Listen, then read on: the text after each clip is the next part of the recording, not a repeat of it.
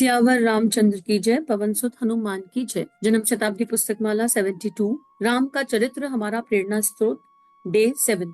परम पूज्य गुरुदेव वंदे माँ की दिव्य ऊर्जा को अपने अंतस में धारण करते हुए और दिव्य प्राण को अनुभव करते हुए मंत्र के साथ, समूह की शक्ति के साथ भावनाशील होकर दिव्य दैवीय स्वाध्याय जो हमारे गुण कर्म स्वभाव को परिवर्तित कर रहा है, परम पूज्य गुरुदेव की ये लेखनी हमारे संपूर्ण जीवन को बदलती जा रही है।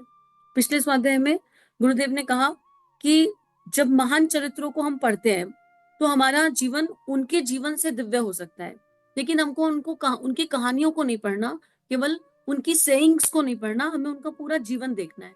खाली अगर हम वक्ता बन जाएं या हम किसी ऐसे इंसान को फॉलो करने की कोशिश करें जो केवल कह रहा है पर उसने अपने जीवन में कुछ नहीं किया, तो हम उससे कन्विंस भी नहीं होते, क्योंकि हमारी आत्मा का प्रकाश कहीं ना कहीं जानता है कि प्रमाणिक व्यक्ति कौन है। जैसे हम परम पूज्य गुरुदेव की लेखनी को पढ़ते हैं, सुनते हैं, तो केवल लेखनी पढ़ते सुनते नहीं है, हम एक नजर उनके जीवन पर भी डालते हैं और उनका संपूर्ण जीवन देखते हैं कि उन्होंने क्या क्या किया। 5 साल, 13 साल छप्पो माँ की सेवा, फिर गायत्री के अनुष्ठान, फिर वेदों का ट्रांसलेशन, पुराणों का ट्रांसलेशन, फिर शत सूत्रीय कार्यक्रम, फिर हर तरह का संयम, और फिर इतना बड़ा गायत्री परिवार खड़ा करना। हम जब वो प्रामाणिक चीजें देखते हैं तब हमारा ट्रस्ट बढ़ जाता है। तो परम पूज्य गुरुदेव कह रहे हैं कि अगर आप मनुष्य को देखेंगे, केवल हर मनुष्य में कुछ अच्छा और कुछ बुरा होगा। हमारी जो दृष्टि है वो हर मनुष्य के गुण देखने में लग जाए, हम अपनी वो दृष्टि डेवलप कर लें कि केवल अच्छा पक्ष देखना है, तो हमारा जीवन सुरभित हो जाएगा, आनंदित हो जाएगा। और महान चरित्रों के जीवन की पूरी पूरी बारीक कहानियों को पढ़ना, जानना, समझना। इसी क्रम में गुरुदेव कह रहे हैं कि अगर आप बुराई के पक्ष से देखोगे तो भगवान श्री कृष्ण के बारे में कितनी बातें हो जाती हैं, इतनी सारी शादियां कर ली, ऐसा कर लिया, वैसा कर लिया, क्योंकि हम उसका तत्व नहीं समझ पाते, हम उसका मूल नहीं समझ पाते। और अगर हम उसका मूल समझेंगे नहीं, उन कहानियों में छुपी हुई भावनाओं को, उस दिव्य विज्ञान को और ज्ञान को नहीं समझेंगे, तो फिर हम अपने आप को ऊपर नहीं उठा पाएंगे। और मनुष्य जीवन का अर्थ ही है स्वयं को ऊपर उठाना। स्वयं को ऊपर उठाना मतलब जितना अहम गलेगा उतना आत्मीयता का विस्तार होगा, जितना मैं गलेगा उतना हमारा जो चेतन तत्व है वो प्रकट हो जाएगा और ऊपर उठ जाएगा। भगवान कह रहे हैं, गुरुदेव भगवान ही है, भगवान श्री कृष्ण के शादी विवाह के मामले को हमने कभी भी नहीं लिया। हमने अपने पिताजी तथा माताजी के उस दृश्य को कभी भी नहीं देखा जब वे आपस में हंस बोल रहे हैं। श्री कृष्ण ने गोपियों के साथ क्या रास किया, क्या मनोरंजन किया, हमें नहीं देखना है, क्योंकि वे हमारे पिता हैं। पिता की वो रूप देखना हमें पसंद नहीं। जैसे दृश्य को देखकर हमारी आंखें बंद हो जाती हैं, झुक जाती हैं, वैसे दृश्य को हम देखना नहीं चाहते। हमें उनके शिक्षण वाला पहलू चाहिए, हमें उनका चक्र सुदर्शन वाला पहलू चाहिए, हमें उनकी गीता के उपदेश सुनाता हुआ पहलू चाहिए, जिससे हमें प्रेरणा एवं मार्गदर्शन प्राप्त हो सके। अब परम पूज्य गुरुदेव कह रहे हैं कि हमको अपने अंतस में झांकने की आवश्यकता है कि जिस लीला से हमें कुछ समझ ही नहीं आ रहा है, जिस लीला का तत्व ज्ञान हम उठा नहीं पा रहे हैं, जहां पर कृष्ण ही कृष्ण के साथ है, उसको देखो मत ना, नेत्र बंद कर लो। अब ये भाव भाव की बात है, जब मीरा है और वो कृष्ण को देखेंगी तो वो कृष्ण की लीला में गोपियों के भाव को अच्छे से समझ जाएंगी। परम पूज्य गुरुदेव कह रहे हैं अगर आपको भाव समझ नहीं आ रहा तो आप ये तो समझो ना कि एक बालक जिसने 6 महीने की एज में पूतना का वध कर दिया, कैसे किया, कहाँ से आई वो शक्ति। अगर आप ये कहते हो कि हमको कृष्ण की कॉपी करनी है और इसलिए हम भी रासलीला करेंगे, तो फिर 6 महीने के बालक के जैसे दिव्य तो बनो। एक ऐसा बालक जिसने जन्म लेते ही बेड़ियां तोड़ दी, एक ऐसा बालक जिसके पैर छूने जमुना आ गई ऊपर। हमारे जन्म लेते ही क्या हो गया, क्या घटित हो गया, कुछ हुआ क्या ऐसा? हमारे जन्म लेने से पहले कोई आकाशवाणी हुई? तो फिर पूरे जीवन का मेल करो। हम क्या करते हैं, भगवान शिव चरस पीते हैं, गांजा पीते हैं, हमारे मन में ये भाव बैठा है, इसलिए हम दारू पी रहे हैं, इसलिए हम व्यसन कर रहे हैं, और क्या कह रहे हैं, भांग खा रहे हैं। क्यों? भोले शंकर ने खाई। अरे भोले शंकर ने विष पिया, उनको नीलकंठ कहा जाता है, हमसे विष पिया जाता है। हमें तो कोई जरा सी एक गाली दे दे तो हमारे अंदर उबाले आ जाती हैं और हम पलटकर उल्टा मारने लगते हैं, उल्टा जवाब देने लगते हैं, या मन में गांठ बैठा लेते हैं। तो जिस भी जीवन को आप देख रहे हैं, जिस भी चरित्र को आप देख रहे हैं, अगर हमारी दृष्टि दोष देखने वाली है तो हम ईश्वर में भी दोष निकाल देंगे। हमने ना भगवान को छोड़ा, हमने ना सीता को छोड़ा, ना राधा जी को छोड़ा, हमने किसी को नहीं छोड़ा। दोष दृष्टि वाला किसी को छोड़ ही नहीं सकता।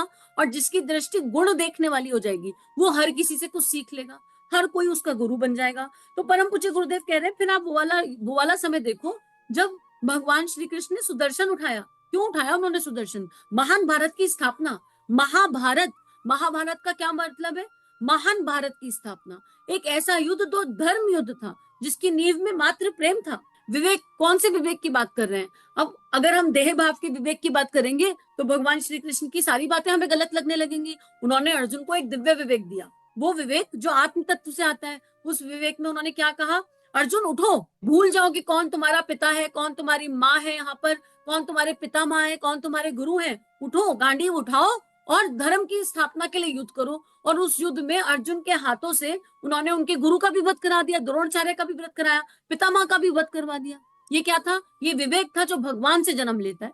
ये वो दिव्य विवेक था। माँ मीरा का विवेक क्या था, अपने घर को छोड़ दिया, सब छोड़ दिया, अब हम कहते हैं हम भी घर छोड़ रहे हैं। माँ मीरा के अंतस में, अभी मैं एक सत्संग सुन रही थी, उसमें इतनी दिव्य बात बताई। माँ मीरा से किसी ने पूछा कि आप मुझे ये ज्ञान दे रही हैं कि घर रहकर भजन करो, घर रहकर ईश्वर का नाम लो, तो आप क्यों घर छोड़कर बैठी हैं। तो माँ ने मुस्कुरा के बोला, मेरे लिए तो पूरा संसार ही मेरा घर है, मैं घर में रहूं या बाहर रहूं, मैं ना दूर हूं ना पास हूं, क्योंकि मैं आत्म तत्व में स्थित हो गई हूँ, मेरे लिए कोई देह भाव का बंधन बचा ही नहीं है। लेकिन तुम घर छोड़ दोगे तब भी तुम घर को याद रखोगे, तुम्हारे अंतर से वो लोग निकले कहाँ, तुम सबका स्मरण करते रहोगे।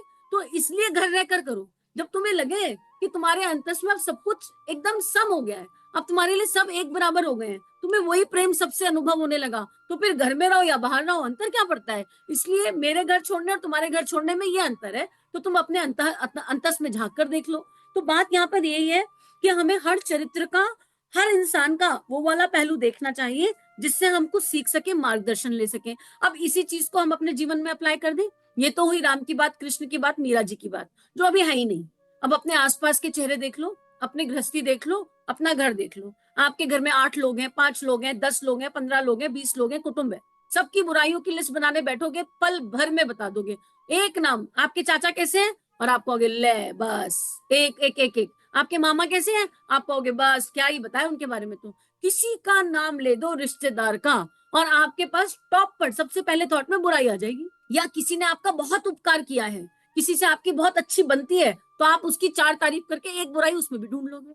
परम पूज्य गुरुदेव कह रहे हैं, हम देह में मानव हैं, हम भगवान हैं। हमारे आसपास जितने भी लोग हैं वो हमारे साथ कैसा व्यवहार करते हैं, इररिस्पेक्टिव ऑफ दैट, हमें केवल उनके गुणों का चिंतन करना है। हमें ढूंढ ढूंढ कर उनमें गुण निकालने कि इस आत्मा में क्या अच्छाई है, और इस आत्मा ने मानव देह में कौन सा ऐसा गुण रखा है जिसको अपनाकर हमारा जीवन दिव्य बन सकता है। जब हमारी दृष्टि अपने आसपास हर इंसान के गुण देखने की हो जाएगी, तो क्या होगा, हमारे मन में उनके लिए सम्मान जगेगा, रिस्पेक्ट के हमने ये सीखा।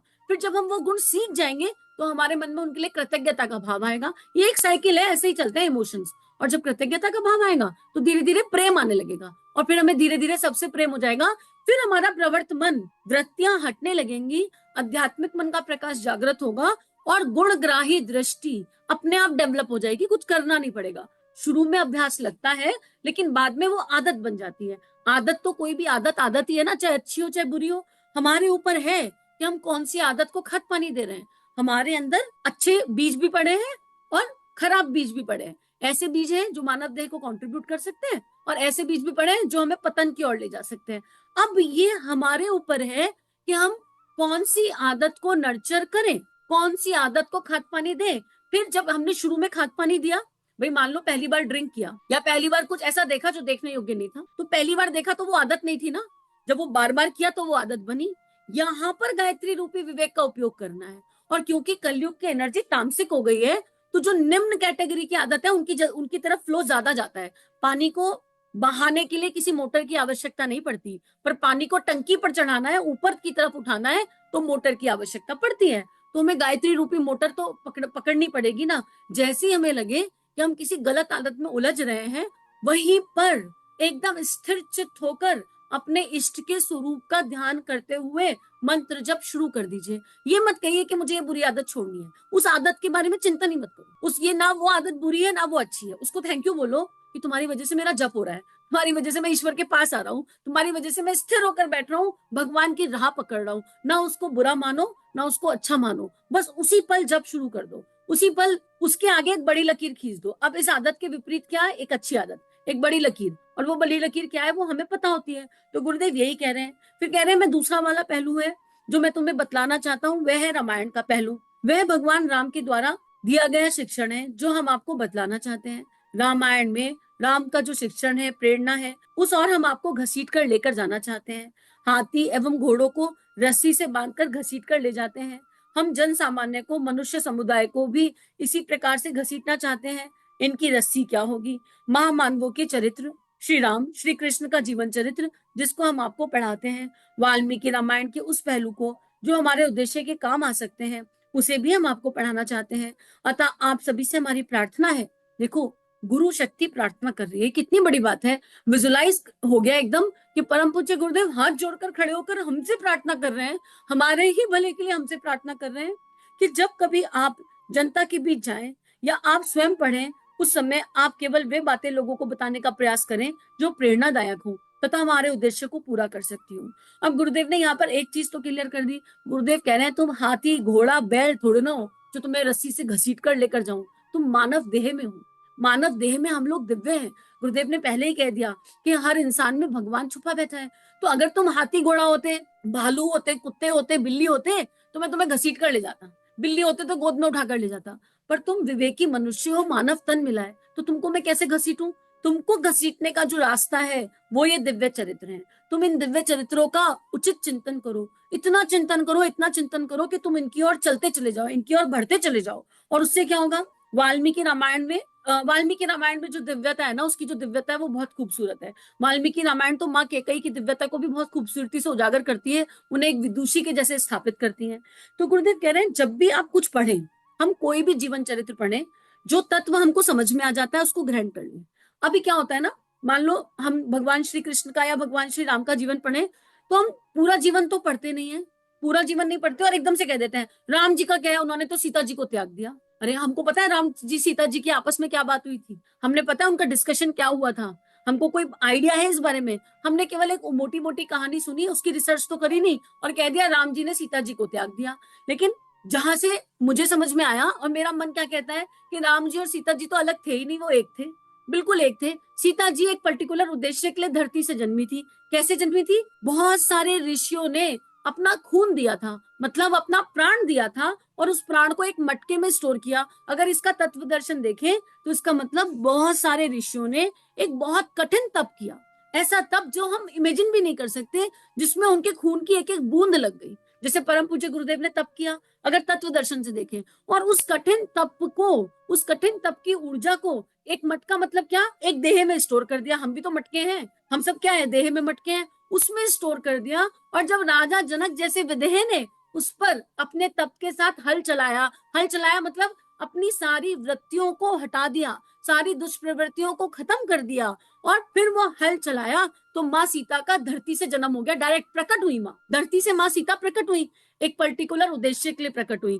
क्या उद्देश्य, असुरों का संहार, रावण का संहार और दो दैवीय संतान। अब माँ का जब प्रयोजन पूरा हो गया तो उनसे धरती पर रहा नहीं जा रहा था, तो उन्होंने राम जी से कह दिया होगा अंडर द टेबल, भाई देखो राम जी मेरा हो गया डिपार्टमेंट, अब मुझसे नहीं रहा जा रहा। श्री राधा ने भी तो यही कहा था भगवान श्री कृष्ण से कि अब हो गया, अब मेरा उद्देश्य पूर्ण हुआ, अब मुझे जाना है और मैं तुम्हें धरती पर मृत्यु में देखूं, मृत्यु तो कुछ होती नहीं, तो तुम मुझे पहले रिलीज कर दो। श्री राधा पहले चली गई भगवान श्री कृष्ण से, तो हो सकता है माँ सीता ने कह दिया हो भगवान राम से, हमने जाकर देखा क्या, हम उस समय थे क्या, हमको वो केवल हाई पॉइंट उठाना है। और भगवान राम ने ये उल्हाना स्वीकार कर ली कि चलो ठीक है सीता, तुम जिसमें खुश हो उसमें मेरी खुशी है, प्रेम तो यही है, तो तुम धरती में समा जाओ। उन्होंने कहा बच्चों को तुम्हारे 12 साल का कर दिया, बच्चे बड़े हो गए, उन्हें दैवीय संस्कार दे दिए, उन्हें ऋषि मुनि तपस्वी बना दिया राम राज्य को आगे बढ़ाने के लिए। अब मैं यहाँ क्या करूं, अब मैं यहाँ क्या करूं, और आप में और मुझ में कोई भेद नहीं है, मैं तो आपके भीतर ही हूँ, आप हर समय मेरा चिंतन करते हैं। राम जी तो हर समय माँ सीता का चिंतन करते हैं, क्या नारायण लक्ष्मी का चिंतन नहीं करते, क्या भगवान शिव माँ पार्वती का चिंतन नहीं करते।